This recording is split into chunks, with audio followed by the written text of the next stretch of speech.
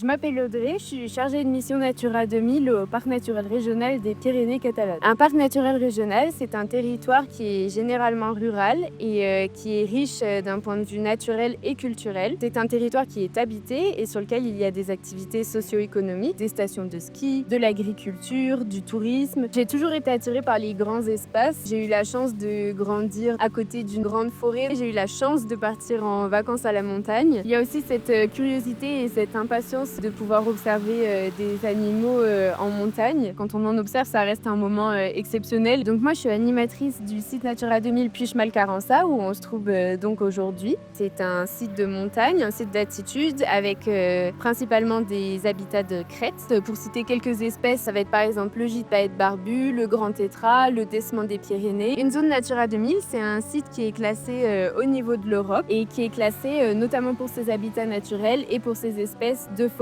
et de flore. Ce sont des zones qui sont protégées, mais par protégées, on n'entend pas forcément qu'il y a de la réglementation. Dans le cadre d'un site Natura 2000, il n'y a pas de réglementation, contrairement à par exemple dans une réserve naturelle ou encore de parc national. J'ai pas vraiment de journée type, les journées se ressemblent assez peu la plupart du temps. La partie que je préfère, c'est forcément le terrain, avec le suivi des espèces et là qu'on voit du concret, qu'on voit ce qui se passe dehors. Par exemple, toute cette année, j'ai pu suivre un couple de gypaètes barbus qui a réussi à mener jusqu'à l'envol son poussin. Donc en fait, j'ai pu observer la reproduction de ce couple sur toute la saison. Donc avec la construction du nid, l'accouplement, la couvaison de l'œuf, puis l'éclosion et finalement voir le poussin grandir et pour qu'il finisse par s'envoler. Je pense que mon travail, c'est un métier de passion mais aussi de nécessité. Il y a une importance à sensibiliser et travailler avec les locaux, tout comme les visiteurs occasionnels, à la fragilité des milieux naturels qui les entourent. Les milieux montagnards, ce sont des milieux naturels qui font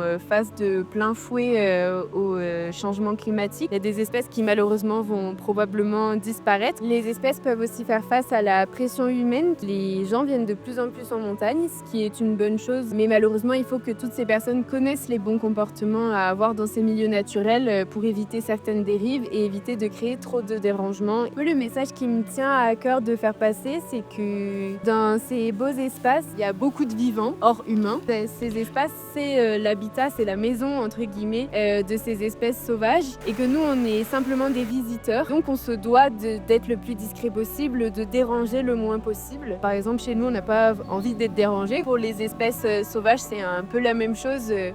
On vient chez eux, mais il faut qu'on soit discret, il faut qu'on respecte ça.